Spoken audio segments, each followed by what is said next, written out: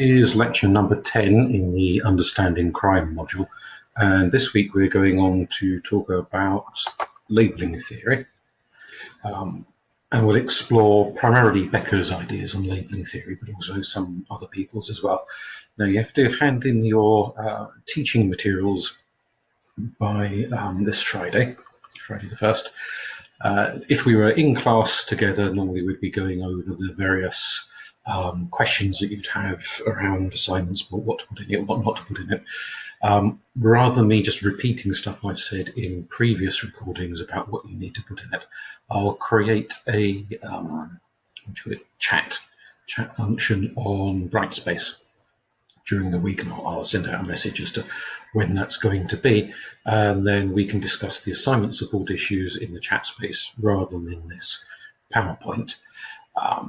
If you can't make the first date I send out, let me know what dates would be better for you if you're at work or something, and I'll create a second chat room, and then the people who can't do the first chat room hopefully will be able to do the second chat room, and we'll address it that way. I know some of you have already finished and uploaded your teaching us materials. This obviously, who haven't done it yet, and we can address these issues there. So if we'll skip on from that and go straight into talking about labelling theory itself. Now, labelling theory has been around for quite a while and has been added to by a whole succession of different sociologists and theorists. Edwin Leonard, who we'll look at here, wasn't the original thinker on this one. He's just one of a series of people who've added ideas to it as time has gone on. But the notions he puts forward here that you can see on the screen are ones we have mentioned in class quite a few weeks ago, but we'll just recap them here for help you to grasp the ideas at a deeper level perhaps, and might be of use to your assignments and also potentially maybe to your dissertation next year. It might spark off some ideas. So he says that there are primary deviances and secondary deviances.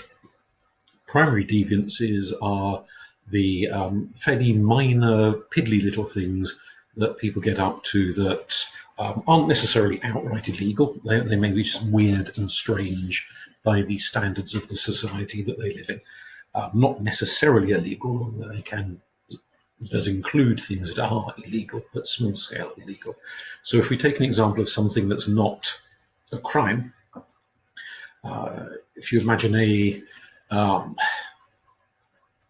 a 1950s family, stereotypical 1950s family, and the teenager comes home having dyed their hair bright green and got a couple of piercings and some tattoos.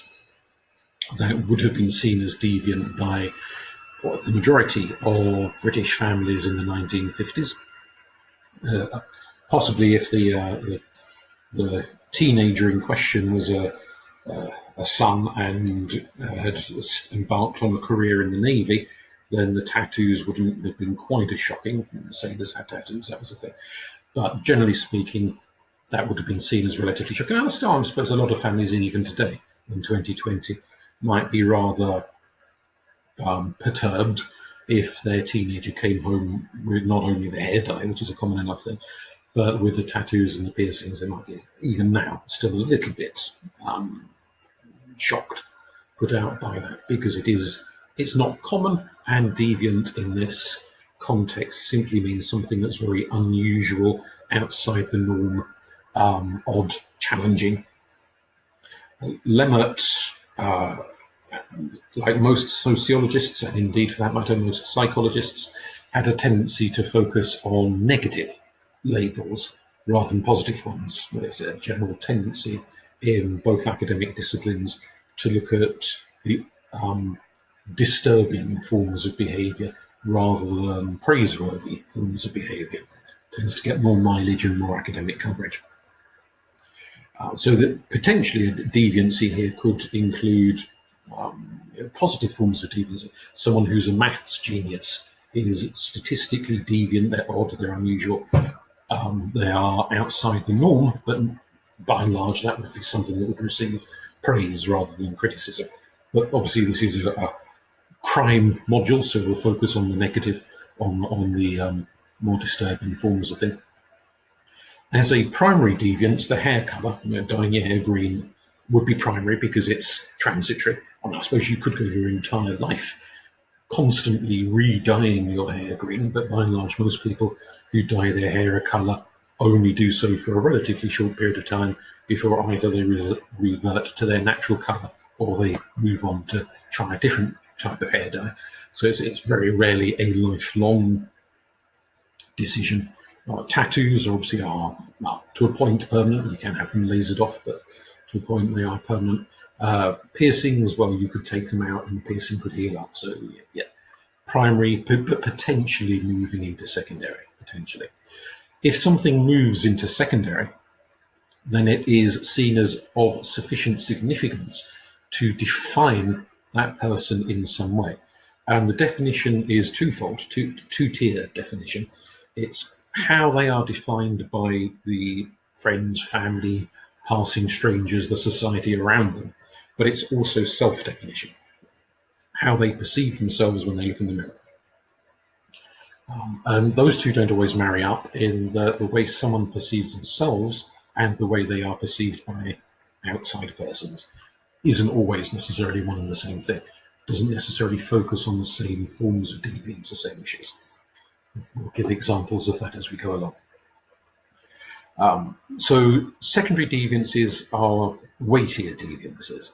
Now, where this is the perception in the eyes of other people, we can certainly argue as sociologists that culture plays a massive role here.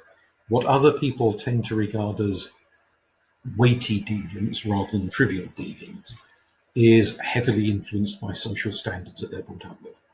In other words, they don't just suddenly wake up one Thursday morning and think, oh, I know, I'll define this random thing as a secondary deviance. Rather, they inherit those ideas from the culture around them and they just transmit them on to another generation. Even to a point, the self-definition, we're looking in the mirror bit, our own ideas about ourselves, about what is important, what's unimportant, are also influenced by the culture we're brought up in. So again, even when it comes to the way we perceive ourselves through the lens of culture. It's a lens given to us, rather than a lens which we have created out of thin air. And that's where this weighs more at the sociological end than at the psychological end, in that the emphasis is placed upon mass movements, upon society, upon collective ideas, rather than individualistic conceptions and notions and ideas. Lemert says that some secondary deviances, not too many of them, but some of them move on to become what he terms master statuses. That is to say, they are so significant that they will overshadow virtually every other aspect of that person's life, personality, identity, in the eyes of other people and perhaps potentially in their own eyes, in their own self-image.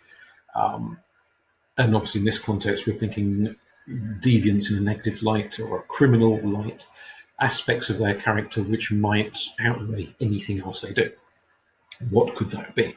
Well, we can take a very obvious example, and I'm sure we must have used this example before in previous lectures, although I don't listen to myself often enough to actually remember what I say and who I say it to. But let's take a rather notorious example of Rolf Harris, whom hopefully most of you are old enough to remember. Rolf Harris had a long career on TV as a children's entertainer, as an artist. He painted pictures of the Queen that hung in galleries and so on. Did all sorts of things for charity and what have you. However, towards the end of his life, I don't think he's actually dead yet, as far as I know, he's still alive. But in old age, there was a big sex scandal, and he was convicted and sent to prison for having had very unsavory and, in actuality, illegal sexual relationships with a couple of underage girls. Basically statutory rape, and the implication that actually some of it was outright rape.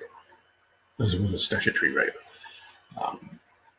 How is Rolf Harris remembered now, post-prison conviction?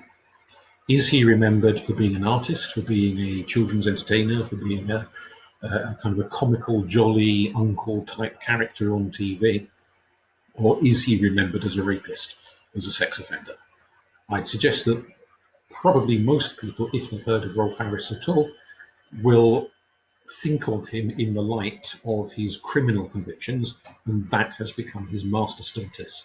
It has overshadowed the other areas of his life, like his artistic skills, his TV career, his charity work, all of that kind of stuff. His singing career when he did, was it Tiny Kangaroo Dance Sport and all of those sorts of things, many decades earlier. And you could say the same for Gary Glitter. His musical career is overshadowed by the revelation that he was a serial paedophile, a serial sex offender. And no matter what else he does with the few years he's got left on this planet, nothing he does will counter, I don't think, will counter his the stain on his reputation for his sexual offences and his shenanigans there. If he had been convicted instead of sexual offences, let's say he was caught shoplifting, something like that, would a status as a shoplifter overshadow all of his musical achievements and records and what have you in his career? I don't think so. Because generally speaking, in this culture, this period of history, we regard shoplifting as a primary deviance. It's a minor, petty thing that is annoying to shop owners, but generally speaking, most people would probably not see shoplifting as a massive issue that would overshadow the entirety of somebody's life. Whereas sex offences are now seen in that light. And the reason I'm emphasising history here is because cultures over the period of hundreds, if not thousands of years, change their values and standards. What was considered shocking 500 years ago might not be considered shocking today, and vice versa. So let's take an example.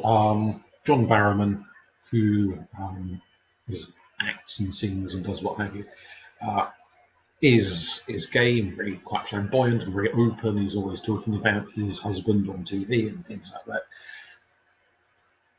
300 years ago, had he been an actor on stage, then obviously before the invention of films and TV, if he'd been an actor on stage and he had gone public as being gay, or well, not that they wouldn't have called it gay 300 years ago, but gone public being homosexual 300 years ago, that would have been the end of it.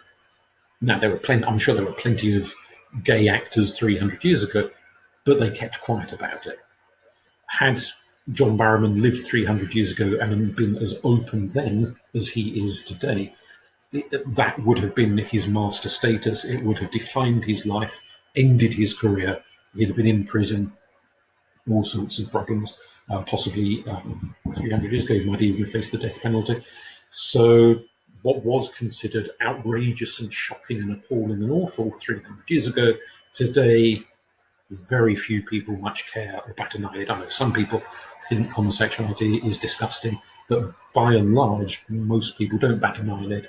And certainly for an actor, a singer to say, I'm in a sexual relationship with a person of the same sex as me, it doesn't end careers anymore. It doesn't result in, at least not in this country, it doesn't result in prison sentences. It's a bit of a non-issue these days.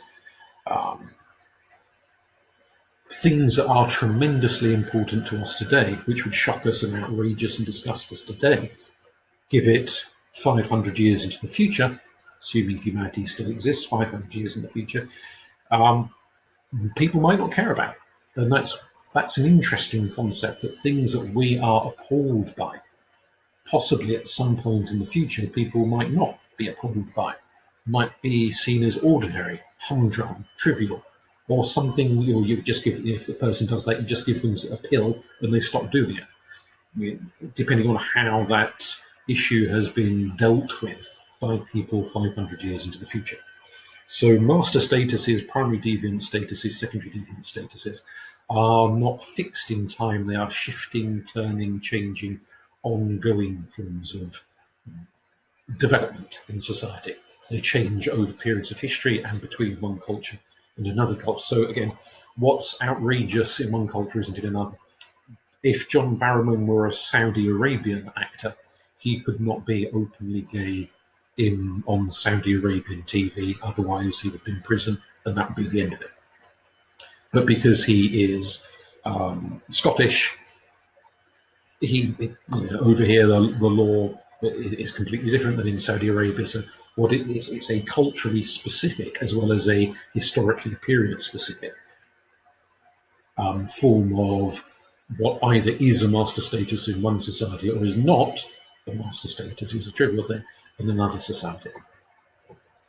The chap here in the cap is Howard Becker, another American. Still going strong as far as I know. He's still alive. I've not heard otherwise anyway. Big contributor to labelling theory, but if he is a man who inspires you or interests you, he also wrote fairly extensively about the sociology of art and discussed lots of ideas around methodologies and research techniques and so on. I can't imagine too many of you are going to be keen on the research methodologies because that doesn't appear to be a subject that inspires many people at the moment. But certainly some of you may be very interested in art, and that could be a topic to consider for dissertation. So you might want to do your own private research and look up these ideas and that. We won't talk about them here because this is crime focused. Now, speaking of which, worth bearing in mind that almost everything that Becker wrote about in the context of crime and labelling, he was talking almost entirely about small-scale trivial crime. He wasn't talking about extreme, gruesome, grotesque crimes. So he wasn't talking about paedophiles and cannibals and chainsaw murderers and that sort of thing. He was talking about relatively low-grade crime. So you need to bear that in mind when you consider the relevance and the value of his theories. But he's not trying to explain extreme crime, he's trying to explain low-grade crime. So what are his ideas and concepts? The quote you've got here from him from back in the early 60s, deviancy is not a quality of the act a person commits, but rather a consequence of the application by others of rules and sanctions to an offender. Deviant behavior is behavior that people so label. So what he's saying is that a lot of behavior, not necessarily all behavior, but a lot of behavior in and of itself is not intrinsically deviant. The deviancy resides in the way society, other people, describe it and label it. Now, you won't find one behavior on the planet that every single human being on Earth labels and describes in precisely the same way. That just does not happen, doesn't exist. What you might find, or what you might consider, is that when he's saying other people, the way other people label things, what we're really talking about here significantly is other people in a position of power. People who have the power to distinguish and determine what is officially deviant and what is not officially deviant. Most particularly people in a position of power to determine what is crime and what is not crime, which is usually politicians by and large. In some parts of the world it might be a king or whoever, but by most societies these days we're talking politicians. So where this distinguishes as a sociological argument from a psychological argument is that a psychologist would look at a behavior and consider how that behavior in and of itself is deviant. What is it about this person? Let's take a really horrible extreme case we've mentioned previously of Edmund Kemper, the guy who murdered half a dozen college students and his own mother and her best friend and did all sorts of putrid things with the bodies. A psychologist would look at him and say, what on earth was going on in his mind that drove him to want to commit these gruesome, extreme, vile actions? Howard Becker, who is not looking at very extreme cases like that, would consider the teenager with the green hair and the piercings and the tattoos and say, in and of itself, having dyed your hair or got a piercing or got a tattoo is not in and of itself a deviant act. It only becomes deviant because some societies consider it odd. There are other societies in which most people dye their hair, or most people get a piercing, a bone through their nose or something like that, or most people have a tattoo. And you would be a bit odd if you didn't. You'd be unusual if you hadn't had any of that done yet. So what's deviant is very dependent on the culture you're in, when you are looking at the more moderate forms of deviancy, rather than the very extreme grotesque forms of deviancy that we have tended to look at in previous classes. The example you've got on the screen here between the soldier and the librarian. Let's say the soldier goes to war and shoots an enemy soldier on the battlefield, and the librarian goes home and shoots his wife, or maybe it's a female librarian who shoots her husband, or gay librarians who shoot their same-sex partner, or what have you. The gender relationship is neither here nor there on this one. But person A shoots person B. There we go. How will society react? Well, if person A is a soldier and it's wartime, having shot person B, the other soldier on the other side of on the enemy forces, the soldier A, might get a medal, possibly. They might be rewarded, they might be patted on the back, they certainly won't be arrested or sent to prison, or no one's going to call them, realistically, no one's going to call them a murderer. They are a soldier doing their duty. They've been hired by the government, they've been trained by the army, given a gun, sent off to war, told you must go and kill as many of the enemy as you can to help fight the cause and win the war. They're doing what they're being told to do. Conversely, the librarian who goes home and shoots their spouse because they're sick to death of them, is going to be labelled a murderer, is going to face a prison sentence or whatever is the appropriate form of punishment in that society. And the friends and family of the librarian, let alone the friends and family of the victim, are going to look at them in a very, very different light than the friends and family of the soldier will look at them. Now, we could think of this psychologically as well, just stray into psychology for a moment. Is the experience of shooting another person significantly different for the soldier than for the librarian? That soldier, when the war's over and the soldier goes home, he might well have post-traumatic stress disorder. He might have nightmares about having shot another human being and killed them. He might be really traumatized by that. Other soldiers might not be, of course. I'm not saying every soldier gets traumatized. But possibly that might have a heavy individual toll. So even if he gets the medal and a pat on the back and everyone says, yeah, well done, you were such a brave soldier, as an individual, he might suffer negative consequences from the experience of having murdered another person. Maybe the murderous librarian will also have nightmares about having bumped off their wife or husband or whoever it is. But equally, perhaps if they're a bit of if they've plotted this murder for months on end and they're a very cold-blooded sort of a creature, they may never have the slightest moral twinge at all about having committed this crime. They may sail off into their future, having buried the body under the floorboards and got away with it entirely, never having a second thought, never having a doubt, never having an element of remorse. Who can say what the individual psychological consequence of the action is? But the way society will respond once that action is known about will be significantly different. So the action in and of itself, shooting another person, you could say shooting a person is shooting a person, shooting a person. It's much of a muchness at one level. But what Becker is saying is that at a different level, the societal level, these are very different phenomena. The way we as a society understand the action of the soldier is very different to the way we as a society understand the unlicensed, unapproved behavior of the librarian who is taking the power of death into their own hands. There's a sociologist called Achille Mbembe, who we have mentioned a few times in the past, who One of his ideas, and I don't think we've mentioned this particular idea in the past, he says, is that societies reserve for themselves the power to kill. When I say societies, I'm talking about the authorities in charge of society, the people at the top of the pecking order, reserve for themselves the power to kill. This is an idea he develops from Foucault. What defines a government?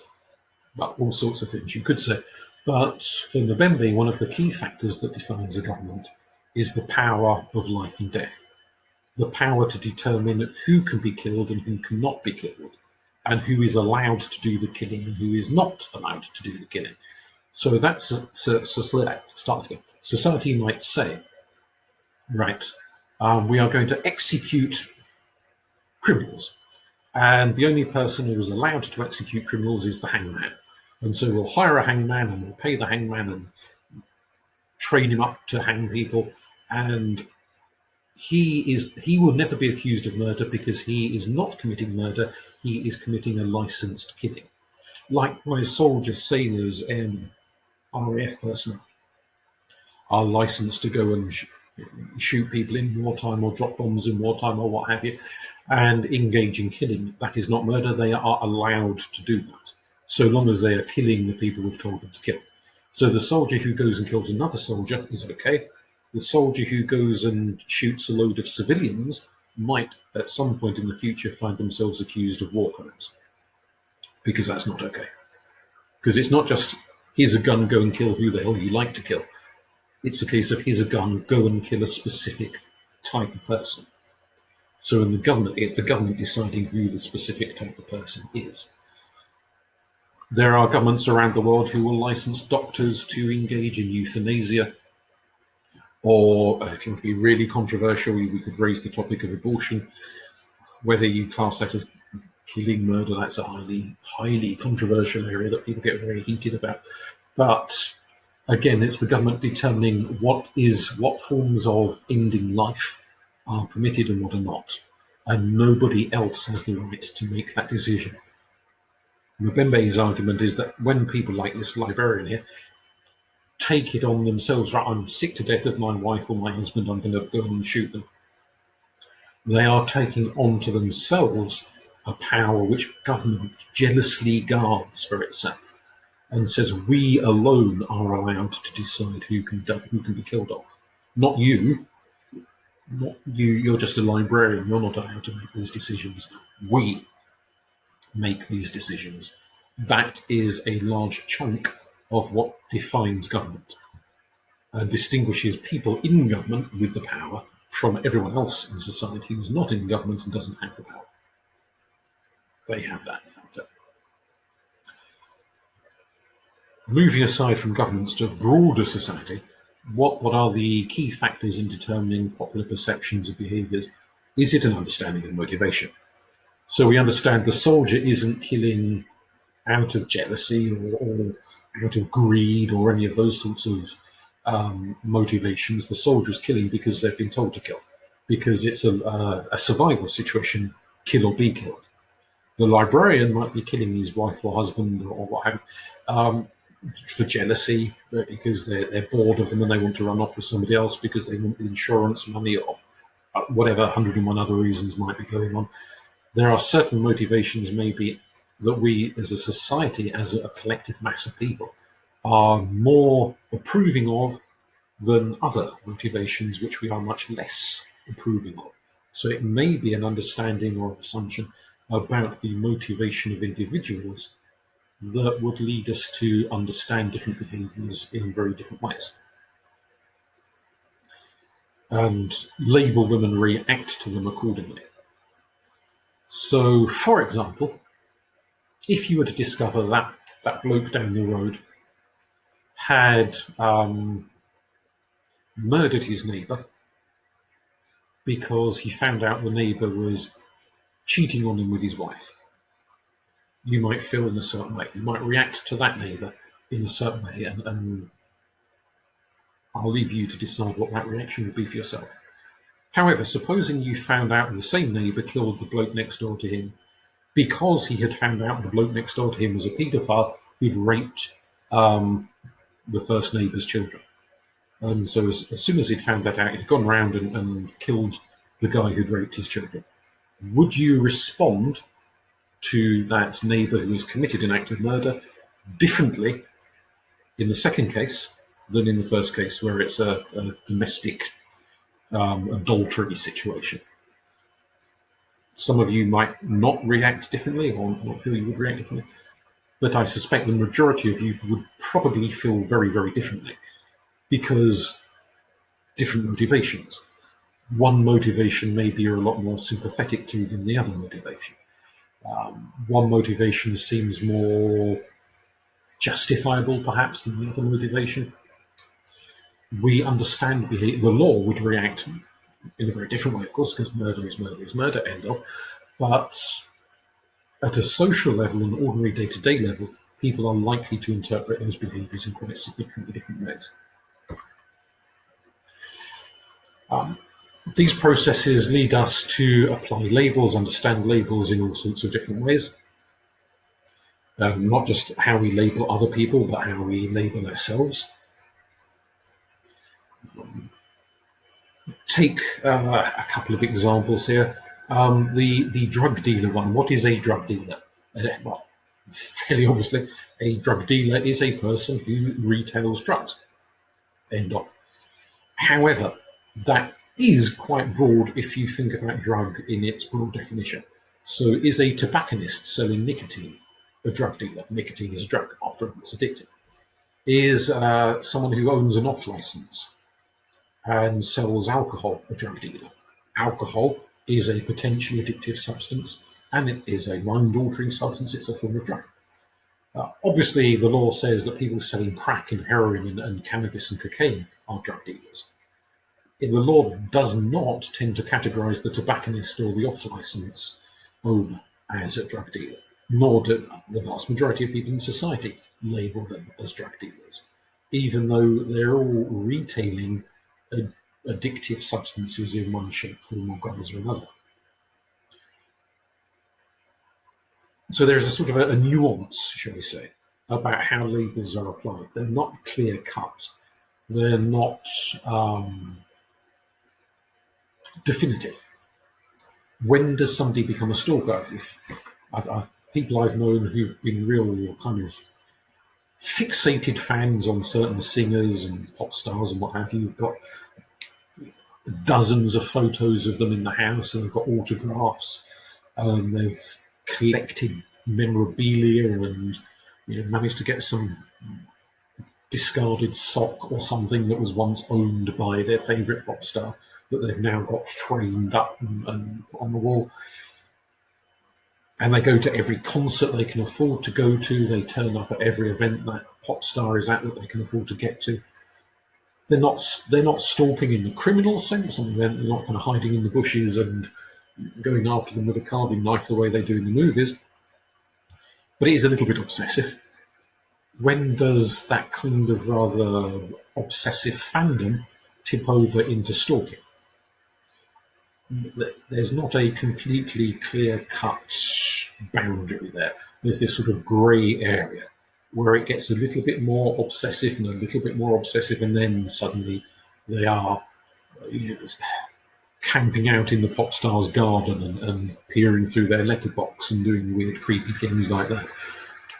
It gets greyer and greyer as it goes on. We'll ignore the shoplifter one because we mentioned shoplifting a few times, but the serial killer, why is that a label? If you've got one person, Joe Bloggs, who rushes into the town centre with a gun and shoots 10 people, kills 10 people, and you've got another person, Fred Bloggs, his brother, who shoots one person this week, and next week goes and shoots another person, and the week after another person, and eventually claims 10 victims before it gets caught. Fred will be labelled a serial killer because he's left a week between each victim. Joe Bloggs will be labelled a spree killer because he's killed all 10 people within a matter of minutes. Psychologists will talk about, criminologists and so on will talk about the differences in mentality behind a spree killer versus a serial killer, behind the kind of mentality that guns down a load of people in a matter of minutes and the kind of mentality that plans and plots over weeks and weeks and weeks to commit a whole succession of crimes. At the end of the day, they've both killed 10 people. Is there a substantive difference that requires different labels between Fred and Joe? Or are they basically labels plucked out of the air to meet an academic need rather than a recognition of objectively noticeable differences between Fred blogs and Joe blogs? So one to mull over there.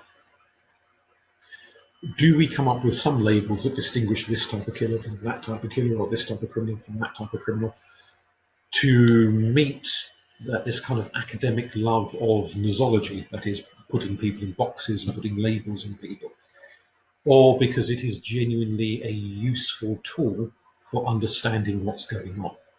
You could say the same of mental illness. There's lots and lots of labels and categories used in mental illness, and sometimes, even within academia, let alone outside of it, there are people who wonder just how useful some of these labels are. Or are they labels for the sake of labels rather than a recognition of substantially different forms and manifestations of mental illness, which require different treatments and so on? How useful are labels sometimes? That's a little bit... it's open to debate. There are disputations around labels. Now, if we were all meeting in a class together, I'd suggest you have a 5-minute break from the sound of me droning at you and go and discuss these ideas in a group. Now, you could pause the video, make yourself a coffee, sit, mull over what you think about these issues, then come back and listen to the rest of it. Or you could just think, oh, well, whatever, and get on and listen to the rest of it, up to you how you want to do it. We could potentially chat about this in the chat function on Brightspace, if you like.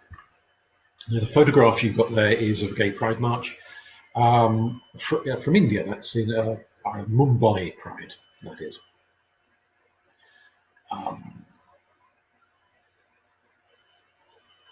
Sexuality as a label is an interesting one. We mentioned earlier with the example of John Barrowman, who, if he was a Saudi Arabian, would be in a very different situation than being the Scotsman that he is. Do labels have to be accepted by the individual, or are they given by society, whether the individual wants them or not? How much control and influence does the individual have over the labels put upon them? And this applies as much to the labels put upon you as to theoretical labels put upon people in a random photograph I've nicked off the internet. If, let's say, you've got somebody, what shall we call him? David. Let's go for that name. This guy, David, who says, well, I've had sex with 10 women and 2 men. Is David bisexual? If he's just told you about his sex life, you might think, oh, you must be bisexual because you've had sex with men and women, and that's what bisexuals do. But lots of people experiment. They try things, different sexual positions, activities, different types of people, younger, older, fatter, thinner, taller, shorter, this, that, the other. And some they like and some they don't like, and some experiments, they do it once and think, oh God, I'm never doing that again. And other things, people think, oh, I quite like that, I want to do that again. What if he turns around and says, well, the two men I slept with, that was just experimenting, and I didn't, I've not done it a third time, I didn't really like it. I'm straight, it was just a drunken experiment, therefore I'm straight. So do we go for apply the label to him that says, well, if you've slept with both sexes, de facto you're bisexual? Or do we accept his self-definition that he says he's straight and those two guys were just a drunken experiment? What if it's not 2 guys? What if it's 3 guys, 4 guys, 10 guys? At what point do we, society, say to David, hang on a minute now? There's a pattern here. You may not be willing to admit to it at the moment, but there is a pattern here. And either you're bisexual or you're gay, and maybe it's the women that are an experiment rather than the men that are an experiment. At what point do we question, as a society, the labels he applies to himself? Now, you could say, well, does it matter what labels he has? What he does in his private sex life is up to him, as long as it's not criminal. What he gets up to is entirely down to him. Why do we have to have these arguments? Well, we might be having these arguments because A, it's academically interesting to understand how people label themselves versus how they're labeled by others. But there are also organizations that are targeted at specific types of people, specific demographics. And the question may arise, is he allowed to participate in this organization or that organization? We've mentioned in the past the hoo-ha that arose with Germaine Greer, when she was sitting on the academic board of a university that was an all-female university, and a person applied for a job who had had a sex change operation, had been born into a male body and had transitioned and was now living as a woman. Some people on that academic board said, no, this person is a woman and therefore is allowed to apply for this job at this all-female university. And Germaine Greer and other people, not just her, other people, said, well, no, this is for biological women, people who've born women, rather than people who've transitioned to become women. There was a big hoo-ha and dispute, and eventually Germaine Greer stepped down, and the person who applied for the job got it. So the label, as in this person labels themselves as a woman and other people do not, some other people, do not label that person as a woman, becomes an issue of dispute where it's an all-female environment.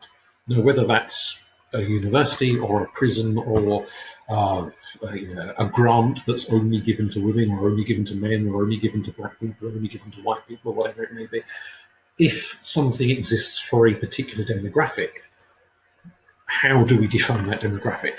Is that definition self-definition? So let's say there is a grant application that's only for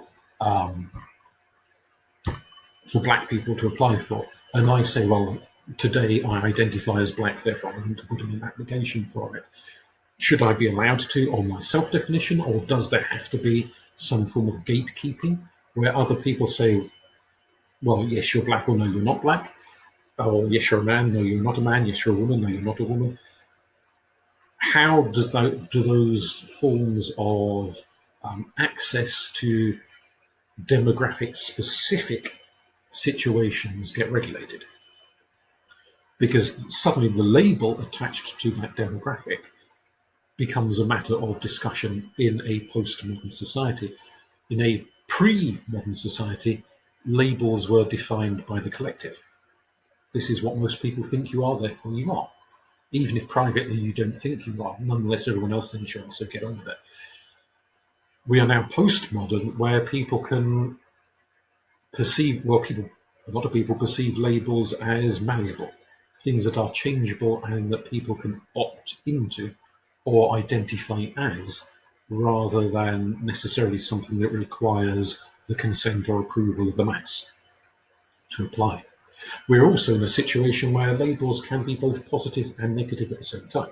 So going back to the 1950s, as we mentioned earlier, if someone were gay, or at least they were accused of being gay, even if they weren't actually gay, but it was widely thought that they were, that was a very negative thing. It could result in a prison sentence, in people losing jobs, in people becoming alienated from their families, all sorts of issues. And very few people in the 1950s would have publicly stood up and said, yes, I'm gay and I'm proud, or I'm homosexual and I'm proud, or whatever. It was a highly risky label to apply to yourself.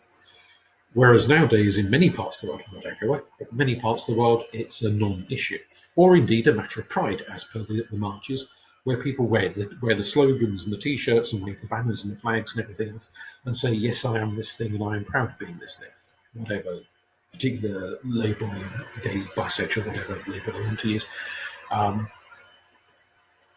Therefore, there are some, simultaneously, a person stands up and says, I am this thing. There will be some people in the crowd who think, yay, great, fantastic. There will be some people in the crowd who think, oh my God, that's disgusting and awful. And there will be some people in the crowd who think, well, so what? Who cares? You'll get positive, negative, and utterly indifferent reactions to the same label. We haven't even gone back into the world of crime yet. This is just generic labeling. So how do we understand the utilization of labels? Can someone reclaim, which was a phenomenon that started within feminism and then branched out into other forms of identity-based movement, reclaim labels that used to be very, very negative and are now presented as positive? So, for example, I don't think anyone in that crowd has the slogan, at least that I can see of, but there are lots of gay pride marches where people have flags and t-shirts and whatnot saying, we're here, we're queer, get used to it. Queer used to be an abusive term, but it has become a term that not everyone, but a lot of people have reclaimed and said, I will put the word queer on myself and see it as a badge of pride rather than as an insult, as a word I will use for myself and take pride in. Just as, for example, if you had let's say a white person, let's be very stereotypical, say someone with a shaved head and bother boots shouting out the N-word at a black person in public, that would be seen as very aggressive, very hostile, as hate speech that could end up in court as a result of doing that. And other people in the crowd around them might react very badly. They might think, how dare you say that thing, thwacking with their handbag. However, if it's a rap singer, a black rap singer, and part of the lyrics of their song is the N-word, and let's face it, a lot of rap songs, you get the same word repeated 50 times over. They're not the most imaginative of lyrics, okay? That's okay.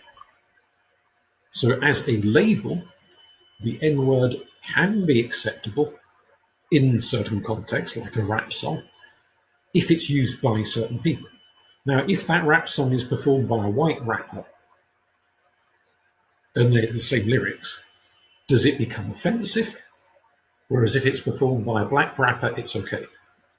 Other people, and I do know black people who get really upset even when it's other black people using the N-word. They say, well, none of us should be using this. Doesn't matter what colour the person using the word is, the word itself should not be used. So they don't like hearing black rap singers using that word, let alone anyone else using that word. So not everyone is comfortable with it, but a lot of people are. And again, the kind of ownership of a label, is that label a negative, offensive label of deviance, or is it a positive label of self-acceptance and self-declaration? How do we understand and categorize and perceive the changing usage of labels, which could be a potential dissertation topic? Now, coming back to Becker and the succession of ideas around labeling, with this line of labels here. Negative labels are pre-existent in society. They float around. We don't tend to, well, I suppose some people do, but by and large, we don't tend to make up a brand new label on the spot. We will be aware of labels floating around in society. Popularly used in they're negative labels. That could be racist terms, it could be terms to do with sexuality, but it could also be more prosaic terms associated with crime, for example, or with mental health conditions, things like that. So if we take, as an example, drug addict as a negative label, it's not a positive thing to say about that person. Mary over there, she's a drug addict. That's not a very flattering thing to say about Mary. So this word, drug addict, this phrase, floats around in society and has done for a long period of time. There's Mary. Mary smokes a bit of cannabis, snorts a bit of coke, pops a few ecstasy pills every now and then, and consumes various other substances. She has a self-conception, as do we all. And maybe for a long period of time, let's say Mary is 35. For 35 years, she's never thought of herself as a drug addict. She's a drug user. She knows she uses drugs, but she feels she uses them recreationally. She can take them or leave them. She's not an addict. It's not an issue. But then one day, she starts to think, ooh, hang on, am I an addict? Is my usage getting out of control? Maybe friends have said things, maybe family have said things, maybe she's experienced problems. She's had a blackout and woken up 3 days later unaware of what she's done for the last 3 days. She's starting to experience situations that are making her question her self-concept and making her wonder, is she a drug addict? And so she starts to think, does this label apply to me? Now, a process that we go through, and this is where we come to Foucault's ideas around regimes of truth and sources of authority. We might need to have labels reinforced. This could apply to positive labels as well as to negative ones, but we'll stick with the negative ones at the moment. Who would reinforce, validate a label of drug addiction? Well, Mary might go to a doctor and she might say, look, doctor, I'm consuming X, Y, Z amounts of this substance, that substance. Do you think I'm an addict? And the doctor carries out various procedures and says, yes, Mary, I think you're an addict. And so reinforces the label. Is the doctor the only person capable of doing that? Well, Mary can talk to friends, she can talk to family, she can talk to a dealer. And you could argue who would know better than Gavin, her dealer, who sells her everything she consumes. He'd have a pretty good idea of how much she's getting through. But Foucault would say the medical profession has subsumed to itself the almost entire authority to validate that particular label. Labels around not only drug addiction, but alcohol addiction and other forms of addiction. So yes, your dealer, Mary's dealer Gavin might well know exactly how much she's getting through because he sells it to her. But how many people would turn around and say, well, I now realise I'm a drug addict because my dealer Gavin told me so? Very few people would even bother asking Gavin in the first place, let alone taking his opinion as weighty or meaningful or significant. Most people, if they had worries, in the first instance, they might ask friends and family. But even if your granny thinks you're a drug addict, unless your granny is a doctor, are you likely to take your granny's opinion as sufficiently weighty to say, yes, granny says so, therefore I am? Or are you more likely to go to a medical authority? And obviously different negative labels, it's not always going to be doctors, it's going to be other authorities, depending on the nature of the label that the person then turns to for advice and guidance and what have you. But let's say Mary accepts the doctor's diagnosis and says, all right, fair enough, the doctor knows what they're talking about. I am an addict, I need to do something about this. I'm going to book into Narcotics Anonymous and go along to this, that, and the other charity group and get help and support and what have you. Now, there are some charities, voluntary movements that will argue that addiction is a master status. Actually, quite a lot of charities, groups argue that one. That once you're an addict, you always are an addict. Now, whether that's addicted to drugs or addicted to alcohol or addicted to whatever else. So let's say Mary gets clean, she goes on to rehab, she gets clean, and for the next 10 years of her life, she never touches another pill or snorts another bag of coke or puffs away on a spliff or whatever. She's clean. But she's still going to Narcotics Anonymous meetings and she's doing the standing up thing and saying, my name's Mary and I'm a drug addict. I've been 10 years clean. She's still defining herself, i.e. giving herself a master status of drug addict, even though she's not done drugs for 10 years. There are other movements that would say, well, if you haven't done drugs for 10 years, you're not an addict anymore. And it's not helpful to keep thinking of yourself as an addict. Whereas there are others who will say, no, you've got to always think of yourself as an addict, because if you stop and you think, oh, well, I'm not addicted anymore, it's just the one spliff, that will be a slippery slope straight back into addiction again. Therefore, the master status serves as a kind of a preventative tool rather than anything else. But Mary is thinking of herself 10 years clean, she's still an addict. She now has a deviant career. Now, a career could be understood in the sense of Gavin as a dealer making money, a career paid job. But it can also be understood in this context that career is not necessarily just a way of making money, but a lifestyle, a form of identity, a way of understanding your life, what you do, what you are, where you're going. So if Mary is going along to Narcotics Anonymous meetings every Tuesday night for the rest of her life, then that is starting to shape, pattern her life. If you want to slide into the realms of Dordet, it's become her habitus, which is ironic, drug habit to habitus. So even though she's not using drugs anymore, it's still a dominant force in her life. She goes to the meetings. Maybe she talks about her problems. She's one of these people who gets invited into schools to talk to school kids about how she used to be an addict and got clean. Maybe if she's dating a new person, she might sort of disclose to them, well, actually, I used to have this problem, but I'm clean now. And so it becomes part of the conversation, part of her identity as she presents that identity to new people that she encounters. It's become an ongoing pattern in her life. It could be a criminal deviant career like Gavin, with a lifetime of drug dealing or housebreaking or shoplifting or whatever the crime happens to be, that the person goes on and on and on committing that type of crime for the rest of their life. Or it can be a deviance label, in this case a non-criminal one now that she's quit, but it's still defining her identity. And therefore it's taken on a big role in her life. Not only the years and years in which she was using, but also the years and years in which she is no longer using.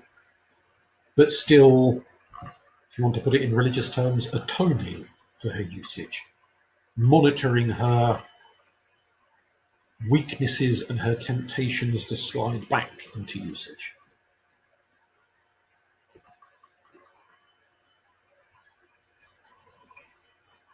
If we are thinking further on this, we've got the notion of deviance amplification. Deviance amplification comes about when someone magnifies the scale of deviance in their life.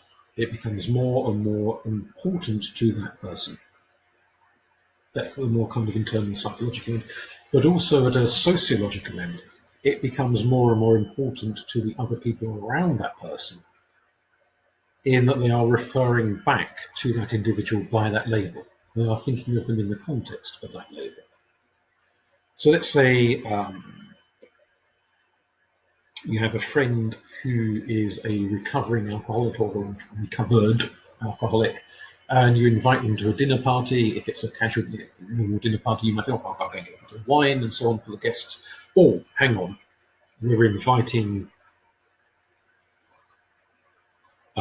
Nick, when we know he's a reformed alcoholic, we better not have wine on the table. We better go get fruit juice instead. So that knowledge of the label is now not only of importance to the individual with the label, it's becoming important to the other people around him in terms of how they interact, how they relate to that person. So it's taken on more and more significance as time goes past for that individual. And that can include not only things like addiction and mental illness and all that sort of stuff, but crime, a lifetime of crime, in that other people react to that individual in certain ways. And it will take on a weight as to how that person is understood. And part of the argument here is that if you are always seen in the light of an activity, a bit like Mary being seen in the light of her 10-year-ago drug habit, that this other person, Gladys, is seen in the light of her criminal label. Possibly she might not have actually committed that type of crime for quite a while, but she's being seen in the light of it, will it become such a burden upon her that she will become a hardened deviant, a hardened criminal? She'll think, well, if everyone thinks I'm this thing, I may as well be this thing. So if we take a low-grade example, let's say someone has stolen money in the past. 10 years ago, they stole money. Gladys stole some money. She was working in a shop and she robbed the till in the shop. She got caught, she got convicted, sent to prison. She's now out of prison. But every time she applies for a new job and she has to fill in the application forms, she's got to put in the disclosure bit about the criminal record, blah, blah, blah, and has to disclose the fact that she was once in prison for having stolen money from her employer. How many people reading her job applications, potential future employers, how many of them are going to be willing to give her a job knowing she's nicked money once from an employer? I mean, they might give her a job sweeping floors and as a cleaner or something, but how many people would give her a job where she has access to money? How many people would want her working on a till in a shop, for example, knowing that she's had her hand in the till once in the past, at least once? So that might limit her ability to get work. She can't get work, she can't earn money, at least not as much money as she wants, because maybe she can only get lower paying jobs. And so maybe she starts turning to stealing again to supplement her income, because everyone thinks she's a thief anyway, so she may as well be one. Possibly. Are there other forms of master status which are not simply social burdens heaped upon an individual, but which are acknowledgements of deep drives within an individual? So we're kind of shading into the psychology-sociology overlap here. So, for example, let us say someone is a sex offender. Let's say they are a paedophile. And they've got a convicted, been caught once, sent to prison. If you knew that somebody who lives a few streets down from you, a few doors down from you on the same street, has a conviction, has been in prison for paedophilia, would you assume once a paedophile, always a paedophile? Now, we might not assume once a shoplifter, always a shoplifter. We might say, oh, well, that person shoplifted when they were 18 years old, they were a bit silly, they were very young and very naive, they got caught. But we don't think now that they're 30, we don't think they're still likely to be shoplifting. That's a thing of their silly youth. We no longer see it as an issue persistent in their life now. But would you say the same with a paedophile? Well, that was 10 years ago. That was the past. They're not likely to do it anymore. Or do we assume there is a very different psychological rather than sociological drive behind paedophilia than behind shoplifting? People might shoplift because they're poor, because they need money for drug addiction, this, that, the other reasons, all sorts of factors. We might not think of paedophilia as being driven by those same kind of factors. I say might not, I'm pretty sure we don't think of paedophilia as being driven by those same kind of factors. We might assume there's something deeply compulsive behind paedophilia, such that having done it once, the urge to do it again and again and again will always be there, perhaps until that person dies. Now, that doesn't guarantee they definitely will act on the impulse, of course. They might go the rest of their life and never act on that impulse again. But to what extent does wider society, i.e. us lot, the rest of us, go along with that notion that they might never do it again? Would you ask that person to babysit? Would you give them a job in a school?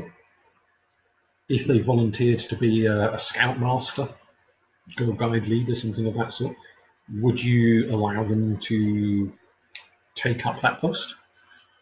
If you saw them sitting on a park bench outside a school playground or a children's playground in the park, would you think, oh, well, that's just, think nothing of it, walk on past, that's just the neighbour sitting on a park bench? Or would you stop and think, oh, God, what are they up to? Most people, I suspect, would go to the negative position, think, oh, what are they getting up to? this person can't be trusted, they've got to be kept at a distance, because paedophilia is not like shoplifting. If you see someone who was convicted of shoplifting once 10 years ago, and you see them walking past a shop window and looking in the shop window, would your automatic suspicion be, oh my God, they're about to steal something? Probably not.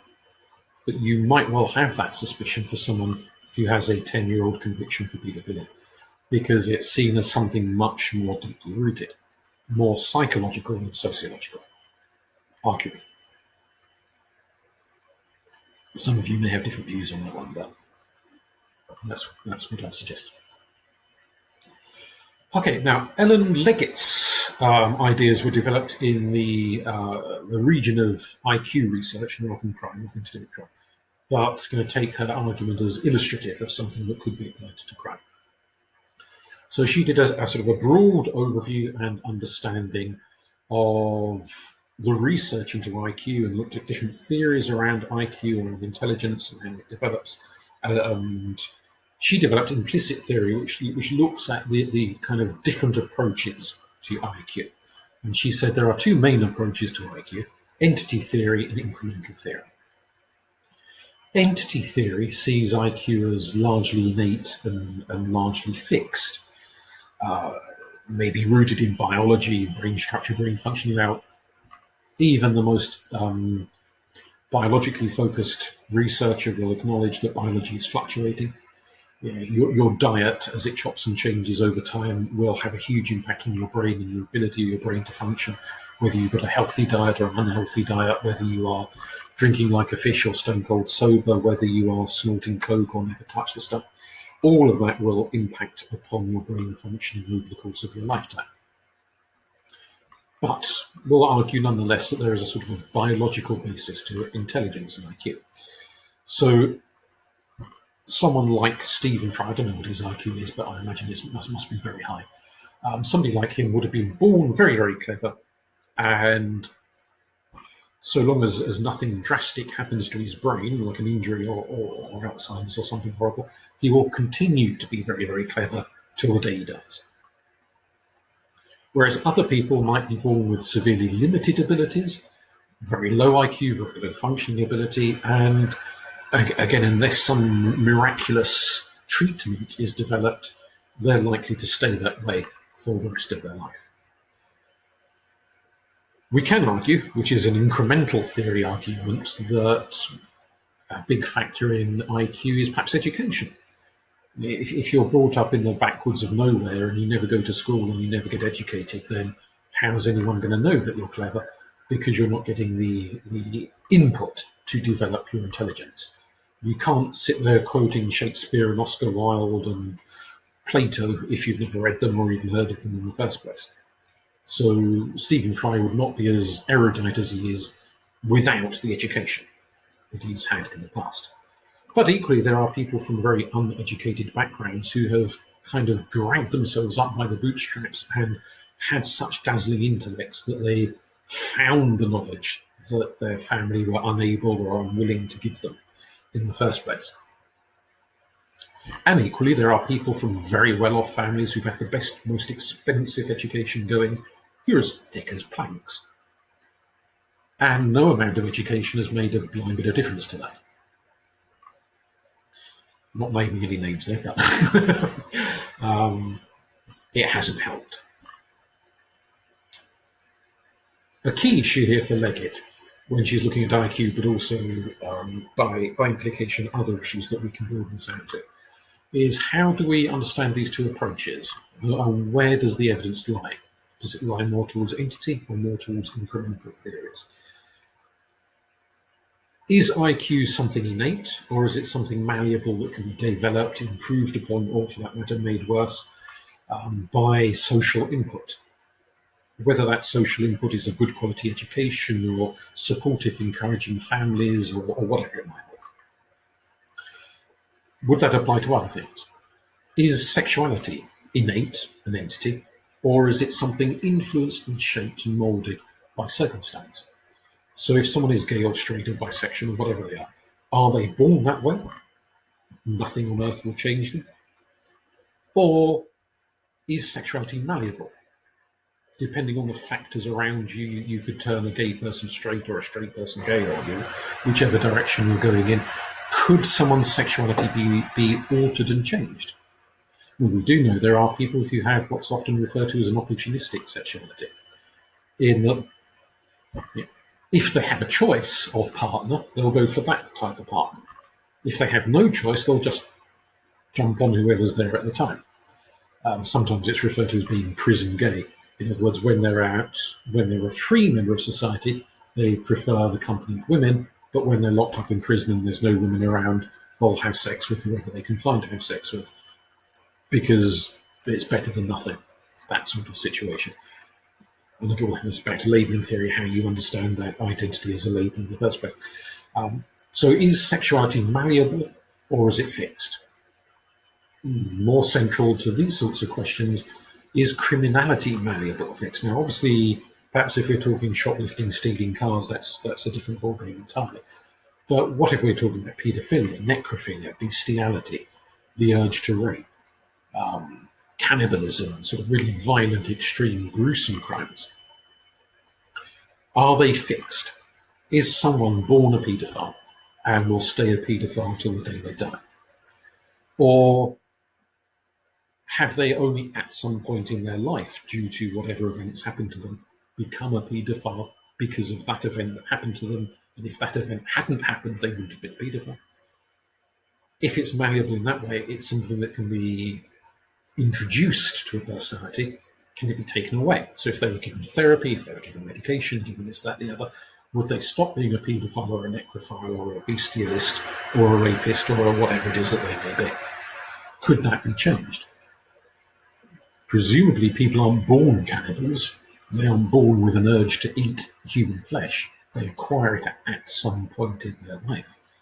Can they also be disabused of it by given therapy or counselling or whatever on earth? I don't know what you would need to treat someone who was a cannibal, but to put a stop to their cannibalism so that you could then let them go out into society and breathe a sigh of relief and think, I no longer have to worry that Joe Bloggs here, or old Joe Bloggs again, is going to start eating his neighbours once again because that's cured.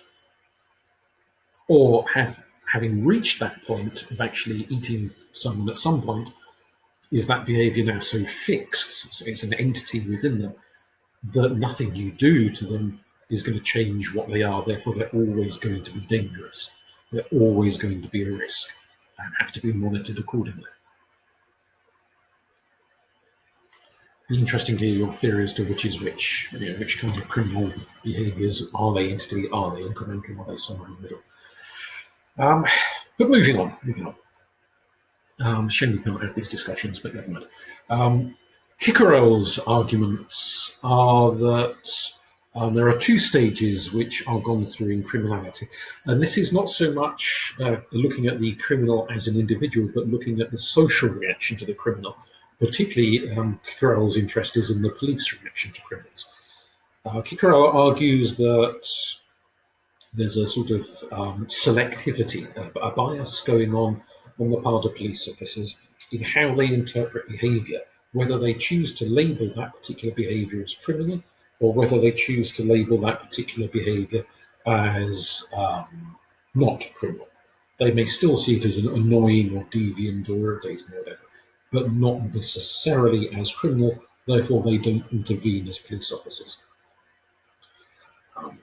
So the example you got there at stage one. Stage one is where the police officer encounters someone behaving in a particular way and has to make a call about how they will respond to that behaviour. So we'll imagine two situations. Let's say you've got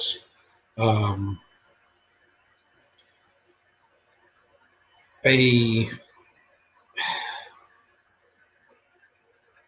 19-year-old woman, well-dressed, very posh accent, lurching home in a university town, lurching home, clearly 15 sheets to the wind, singing at the top of her voice, swinging off the lampposts, and being generally loud and overbearing.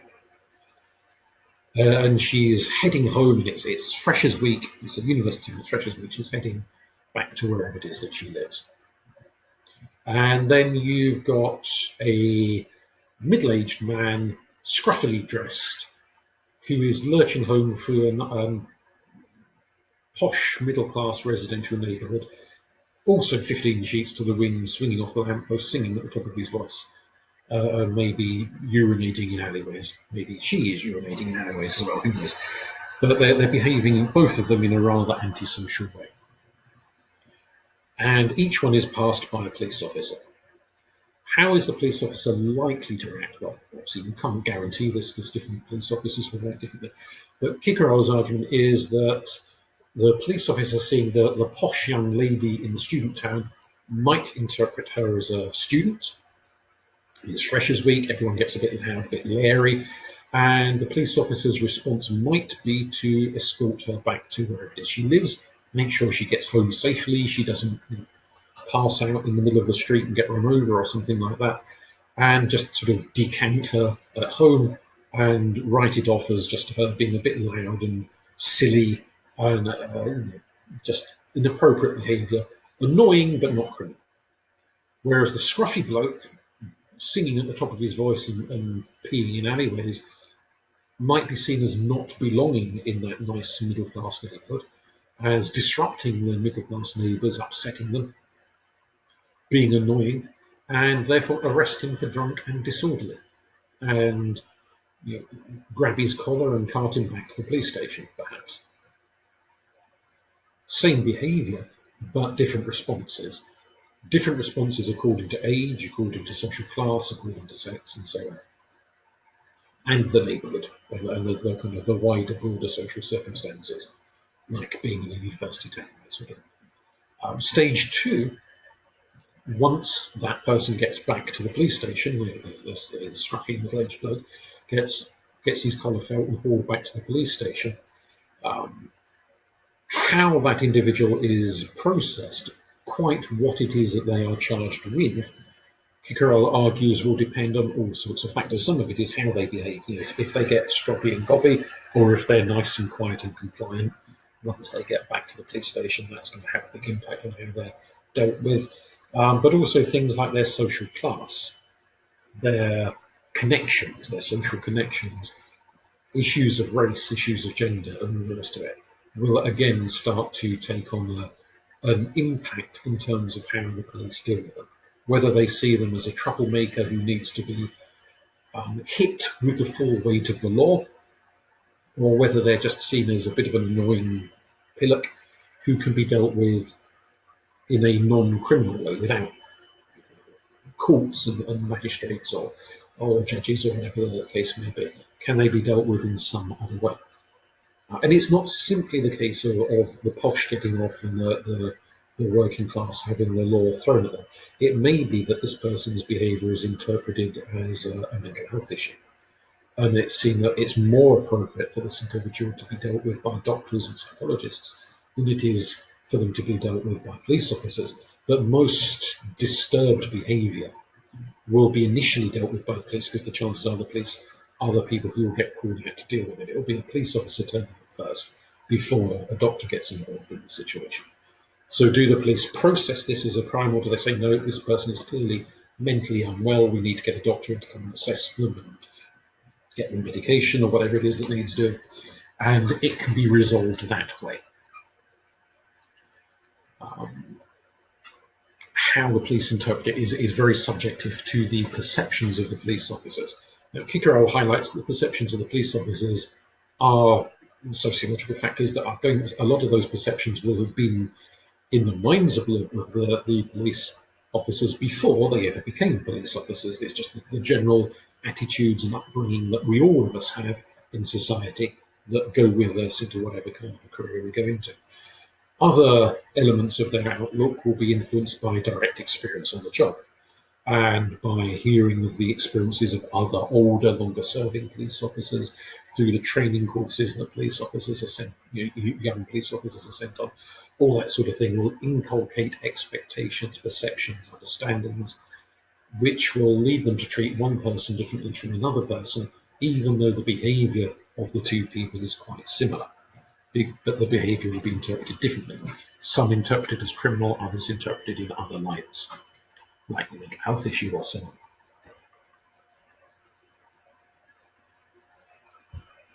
Now, the photograph you've got here is of the Bullingdon Club. This is going back a few decades. Some of you may well have seen this photo before, and the eagle-eyed amongst you will notice that you've got a very young Boris Johnson sitting on the steps there, and you might also spot David Cameron standing in the crowd. Everyone in that photo, I think they're all still alive as far as I remember, but they're all terribly posh and terribly rich and terribly powerful and influential in this day and age. If you've never heard of the Bullingdon Club, it's a club for Oxford students from very wealthy backgrounds who can afford to dress like that. It's a drinking club, basically. And they've had a terrible reputation over the years for misbehaviour. Supposedly they're meant to have been much improved of late, but I don't live in Oxford, so I don't know whether they have much improved or not. But as an example there, from a case in 2005 where the Bullingdon Club, they'd booked into a restaurant, 15th century pub, the White Hart Pub, booked in for a meal, and they come along, they'd eaten their meal, and they got drunker and drunker and drunker as the evening went on, and smashed 17 bottles of wine, broken every plate and cup and whatnot in the place, bricked a window and done all sorts of terrible things. And that kind of behaviour is not untypical for the Bullingdon Club. Being incredibly rude to the waiting staff and just getting drunker and drunker and louder and louder and smashing the place up. Now, the point of this, flagging this up as an example, if this were a bunch of working class lads from the local football club, not dressed in nice suits and tails, but dressed in their football kit, and they were out on the binge, that's a polite way of putting it, screaming binge afterwards. They went down to the pub, even if not the pub, they got drunk and then went into, let's say, let's be stereotypical, a kebab shop, and they smashed up the kebab shop, threw their kebabs everywhere and were abusive to the staff. What would happen? Well, you can almost guarantee the police would be called, they'd turn up, there'd be a bit of truncheoning going on. They'd arrest the drunks, cart them off down the nick, charge them with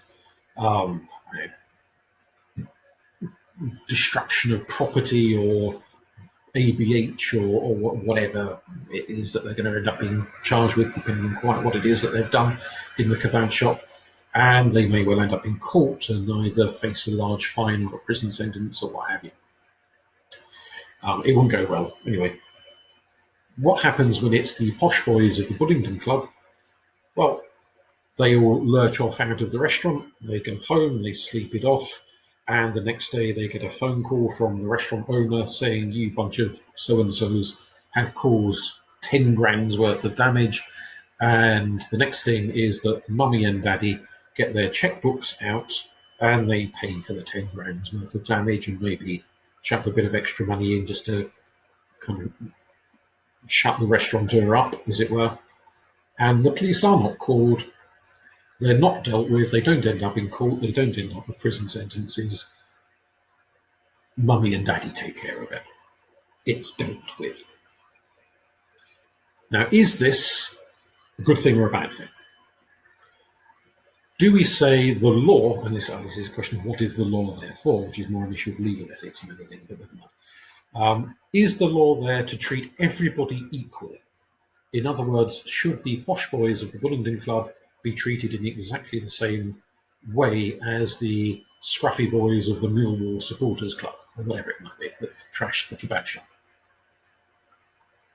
Or is the law a tool, one tool in a box of possible tools for dealing with social disorder and problems? And there are other tools, and those other tools could include, for example, restorative justice. What's restorative justice, you might ask? Hopefully most of you will know, but you might ask. Restorative justice is putting right what you have done wrong. Now, what's been done wrong at the restaurant? Well, 10 grand's worth of damage has been caused.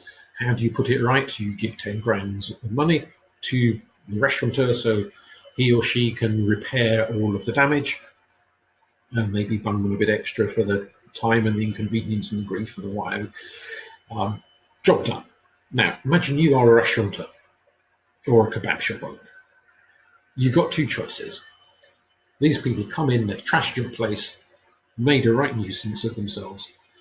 Would you sooner have a large cheque to pay for all of the damage, repair your place, and a bit of extra money in your pocket, and maybe you share that with your staff because they've been harassed and shouted at and sworn at and whatnot, and a kind of bit of money for the aggro?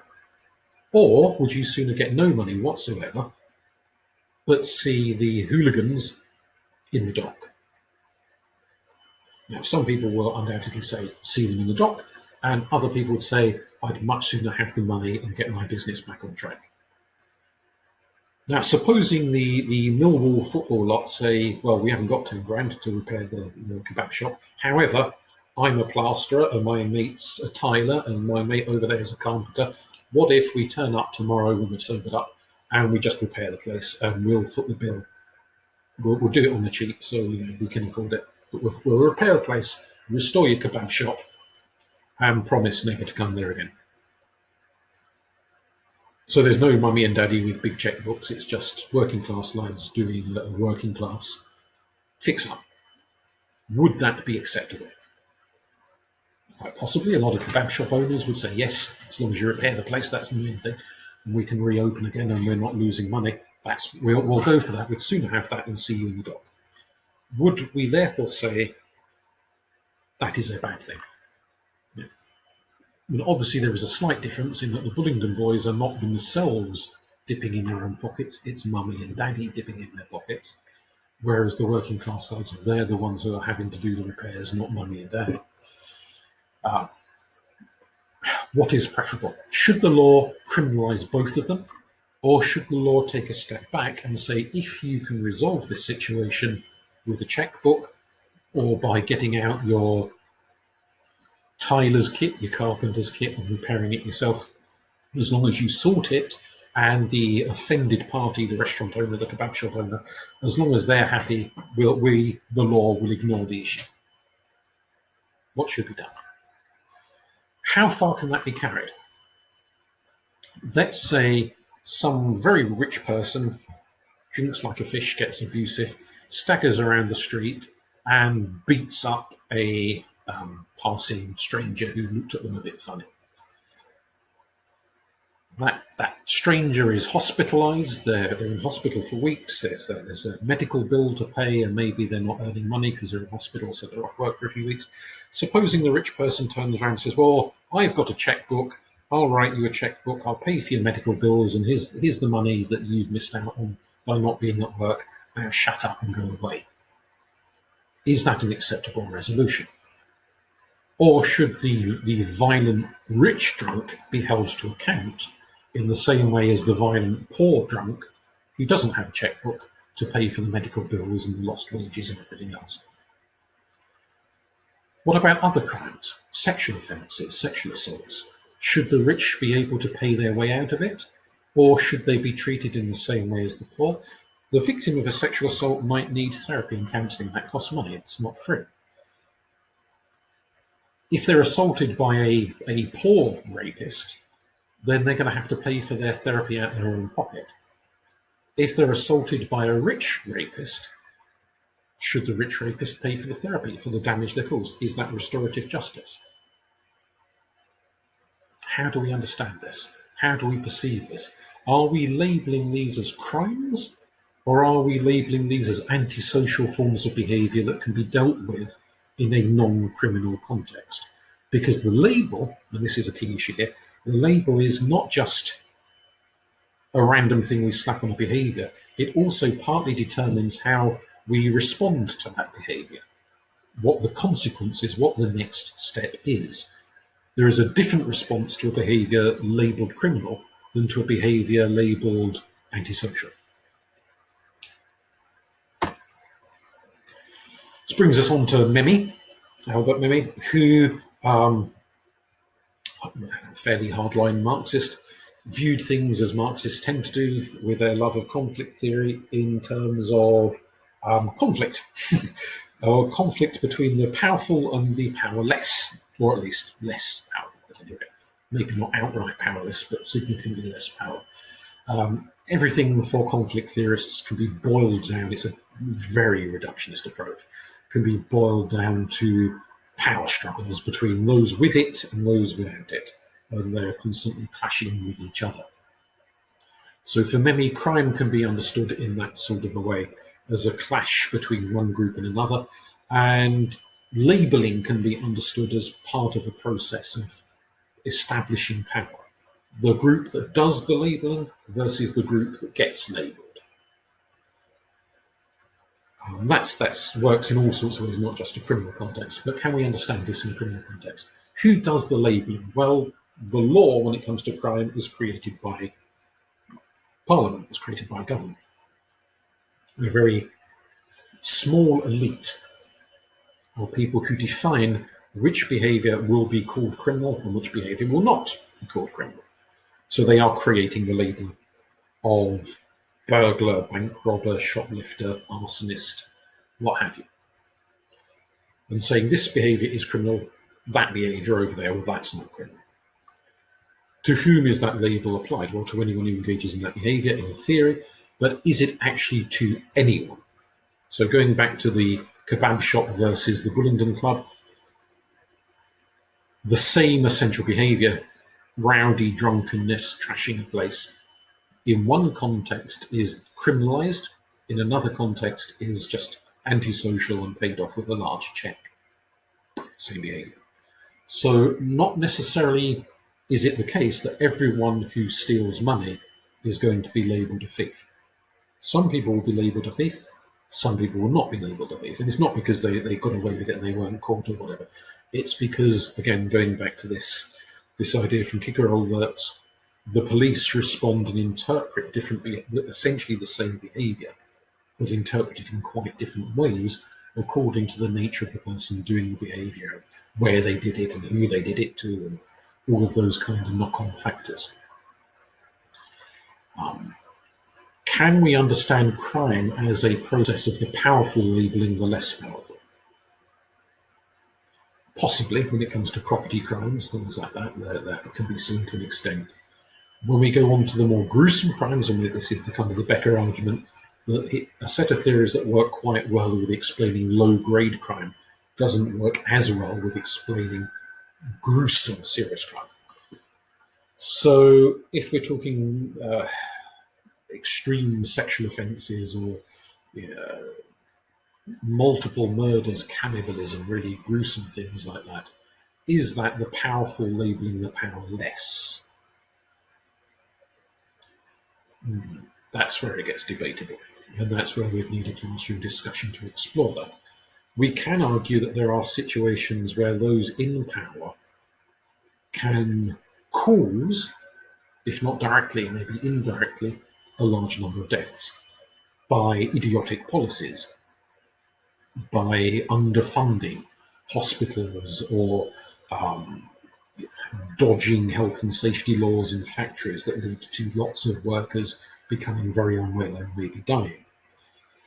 The chances of the very powerful being held accountable for, politicians held accountable for terrible policies that result in a lot of deaths is next to zero.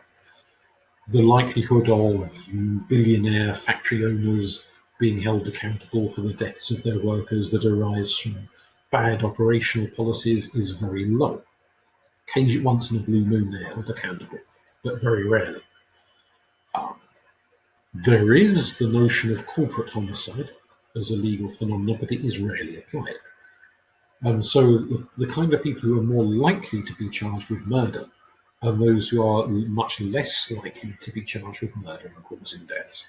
There is a social factor going on there. So maybe a little bit of Memi's ideas coming into play, but there are some quite murky areas that we could get into with this. We had the time and the wherewithal to go through it. Now, if we were all together, I'd suggest you all split into groups and discuss these issues, but we're not all together. So again, you might want to take this time to pause the video, have a coffee break, and think about these sorts of issues and come back, or you just might want to plough on and listen to the rest of it. If you want the coffee break, then you could think about situations in which marginalized groups have been considered criminal because of their behaviors. And their behaviors have been labeled criminal because very few people do those behaviors. The majority of people, the people in power, don't do those behaviors, so they label the minority who do the behaviors as criminal. Or you might alternatively want to think about cases where the minority have been the victims of criminal activity carried out by the powerful, rather than the perpetrators of the criminal activities. So sort of think about those. And potentially that's something that could be discussed in the chat function on Raspberry. However, if you, well, either you've had your coffee and thought about it, or you've ploughed straight on. In either case, we get on to subaltern theory. Now, subaltern theory was developed by Gramsci a long time ago now. Gramsci was, again, another Marxist, as are practically all of the sociologists we end up looking at, unfortunately. There's not much variation of theme and idea here. It tends to be a lot of repetition. Gramsci's argument around subaltern theory is that a subaltern is a rank in the army. I don't think we still have subalterns. I don't know a great deal about army functioning, but certainly in the Victorian times, it was a rank in the Indian army. I'm not sure if it's still around anymore. So excuse my pig ignorance when it comes to army rankings. But a subaltern is a low-ranking officer, and that's where the term gets applied into sociology. That it's a low-ranking group of people. So Gramsci says that there are the powerful, and then there are the much less powerful, the low ranks, the ones down the bottom of the pecking order. And so subaltern theory is about the people down the bottom of the pecking order. Ranjit Guha took that idea and ran with it and started applying it to Indian history, particularly the history of the British Raj and imperialism. Not just the British, because there were a number of European nations which carved up India and had chunks of India for periods of time. And so there were the occupying foreign European forces, and then there were the native people, and Guha, and later on Chakravorty, Spivak, and various other people have looked at this kind of history of distinction of what it is like to be in a subaltern group. What is it like to be a member of a quite powerless group, a much weaker group in a society dominated by more powerful groups, especially where those more powerful groups come from different countries into your country. But you can apply this in other contexts, not just in the sort of the Indian context that we're alluding to here. People like Spivak look at the ways in which people in low-down pecking orders create their own forms of resistance. They create their own forms of culture, music, art, language, jargon, terms, etc., their own ways to survive in difficult circumstances. One of her key ideas, Spivak's ideas, come from Foucault and the notion of technology. When Foucault talks about technology, he doesn't mean it in the same way that most people tend to mean the technology. Most of us, we say technology, you're thinking computers and machines and things like that. What Foucault meant was social techniques, social tools for establishing power and achieving change and control and influence in society.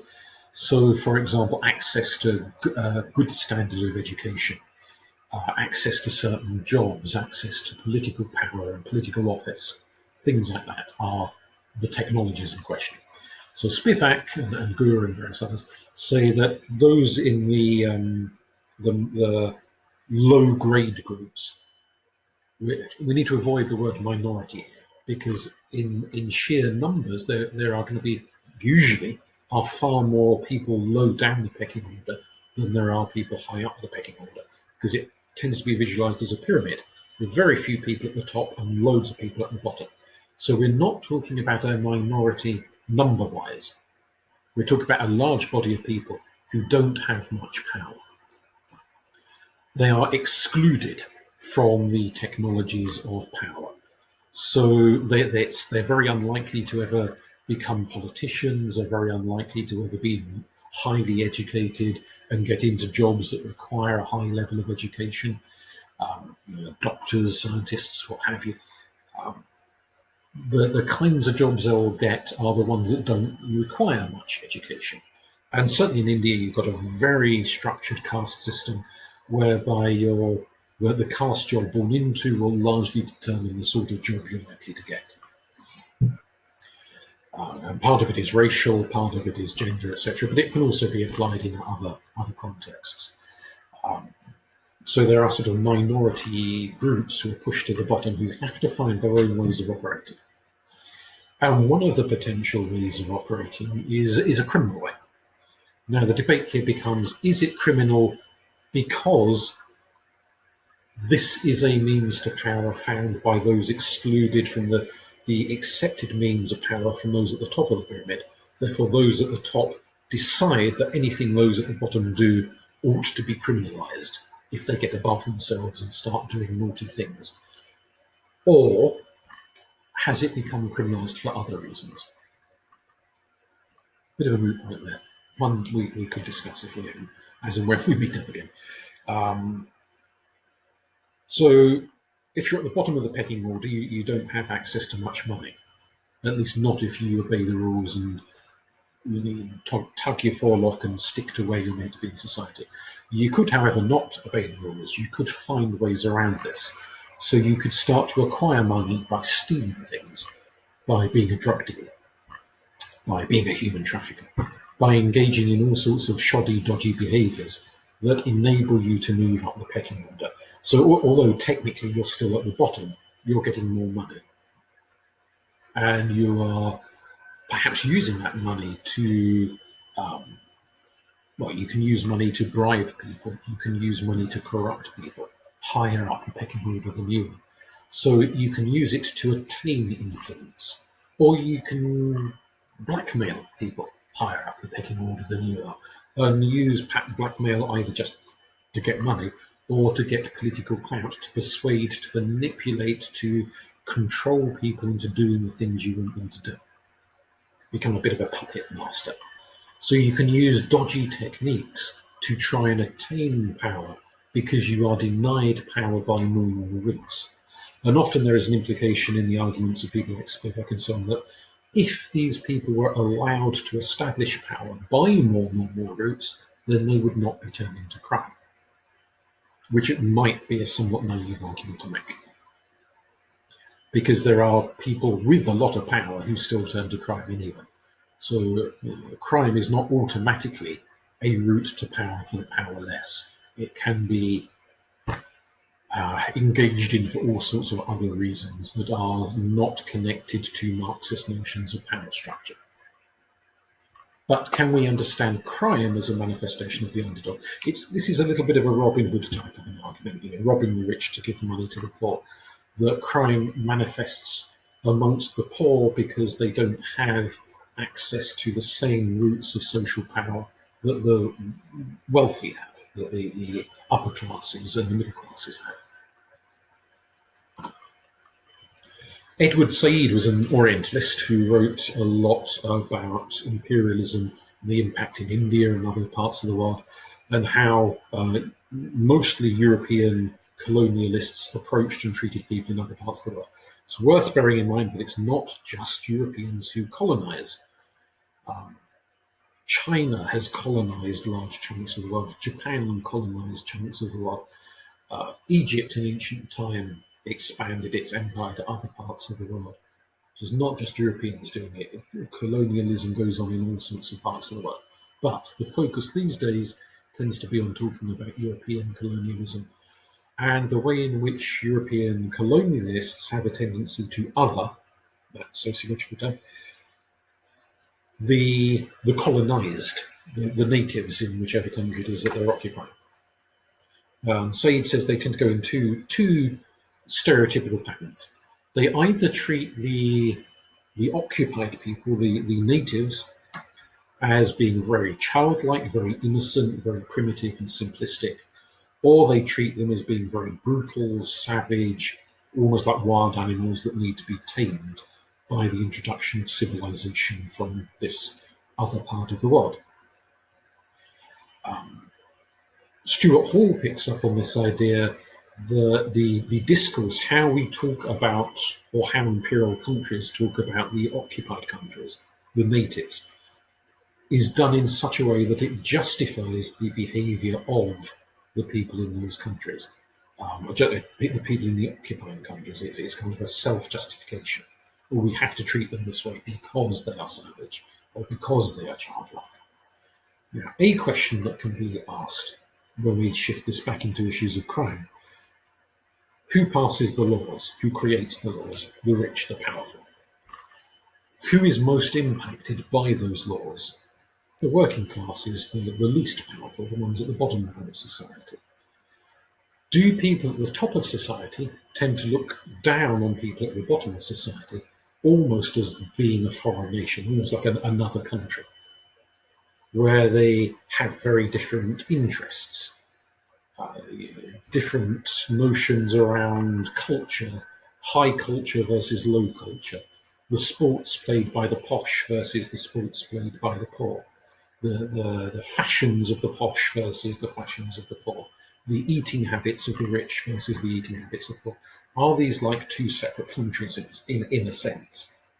And so the wealthy are approaching the poor much like an invading imperial nation approaches a native nation and creates laws for them. Do they then start to view the poor as other, either as rather childlike and clueless and gormless and in need of protecting, or as savage and brutal and terrible and in need of civilizing and reining in? And certainly you can look at different periods of history and see lawmakers talking in both contexts. So the notion in Victorian times of Victorian politicians that the working classes in the slums of London and Manchester and Liverpool were brutal, drunken half-wits who couldn't control themselves and had to have laws to rein them in from their self-destructive behaviours. Or we could think of contemporary situations like the coronavirus carries on, and we look at media and social media representations of people going into shopping frenzies and buying 500 toilet rolls, or failing to obey social distancing and all sunbathing on the beach at the same time. How do those in power, those in government, talk about them? Not just those in government, how do people on social media, who are probably from the exact same social class, talk about people panic buying lures or flouting social distancing? Are we talking about them as thick, clueless, gormless? They don't know any better, they need a good slap. Do they not understand the advice of doctors? Why don't they do as Boris Johnson tells them to do? All of this sort of conversation goes on. Now, it may well be that the problem is more significant for the poor than for the middle class or the rich. Or it may be that the middle class and the rich are also bulk buying and flouting social distancing rules, but they are not having cameras turned upon them to record their misdemeanors and mistakes. The cameras keep the focus on people in inner cities and shopping at the poorer supermarkets, the low-end supermarkets rather than the Harrods, and their behaviour. And there's also obviously social effects. If you live in a 16-bedroom mansion, it's much easier to maintain social distance than if you live in a one-bedroom place in a block of flats, where it's quite difficult to maintain social distance, and you're much more likely to go stir crazy in that one bedroom in a block of flats than if you live in some massive mansion house. So all of those kind of discourses go on, and how do we understand how potential lawbreakers, law flouters are viewed? Another question to ask is, how do criminals view their victims? Does the criminal behave like some kind of invading military force who smashes into the life of the victim, whacks them over the head, nicks their handbag and runs off, and treats the victim as a sort of as other in some way? Perhaps.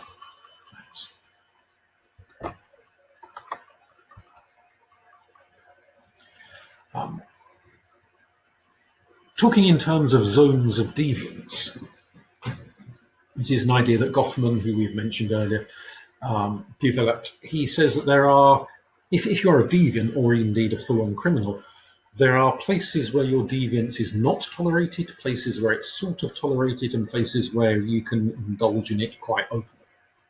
And you just get used to that. And so you start to think of your geography in terms of these kind of respective zones where it's either safe or not safe or what have you, to engage in your deviance. So let's use a very obvious example here, which we've used a few times already anyway. Go back to 1950. In 1950, it was criminal to be gay. So gay people, I'm sure just as many gay people in 1950 as there are these days, they became very conscious of where they were.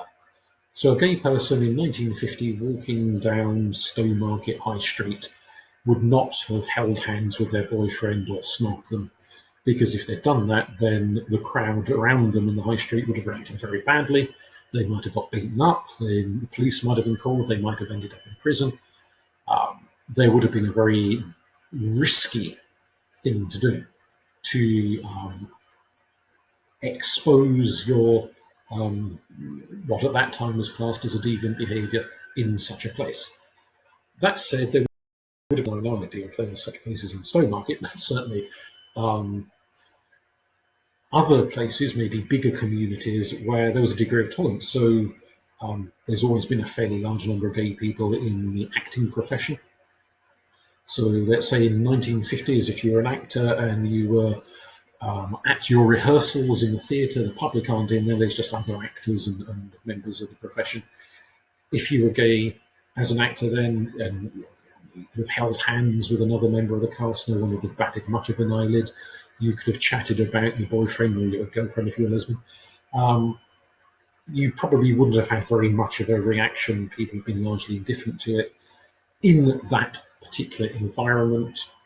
But equally, if you were about to walk out of the theatre and go into the street whilst holding another man's hand or another woman's hand, someone would probably have said, hang on a minute, what on earth are you doing? Don't be so daft.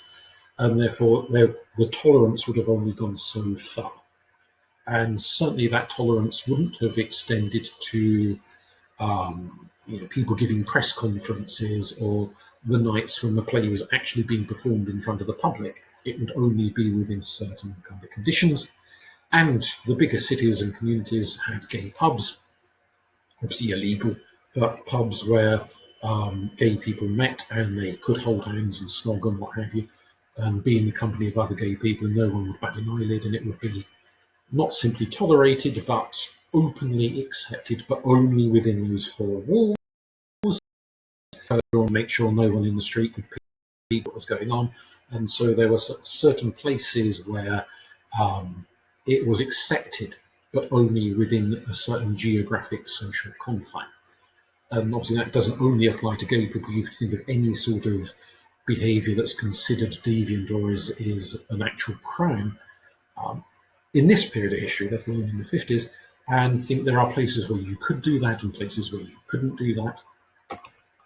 So, for example, something to mull over and perhaps discuss, whereabouts in Suffolk would drug usage definitely not be tolerated? Places where you absolutely could not be seen in public to be snorting cocaine or smoking a spliff. Places where it would be tolerated, but in a slightly gritted teeth fashion. And places where people could open that, drug dens, places like that, where people could openly consume and no one would bat an eyelid or much care. Having spoken about gay people in the 50s, is it still the same today? Could two men, two women walk openly down Bury St Edmunds High Street holding hands and snogging? Would they get a negative reaction, or would people be totally indifferent to it? Are there safe places, dangerous places, or has the world moved on? All sorts of areas you could think about applying that to, and something to chat about. But next week, we'll get on to assignment support for the media analysis one. I know some of you have requested a change of hand-in date for that, which is being discussed, and an announcement will be made one way or the other soon. We'll talk about media constructions of crime, which is directly relevant to the media analysis module. But I think I've waffled on more than enough for one day, so we'll leave it there. And any questions, we can talk about it through the chat function. Thank you.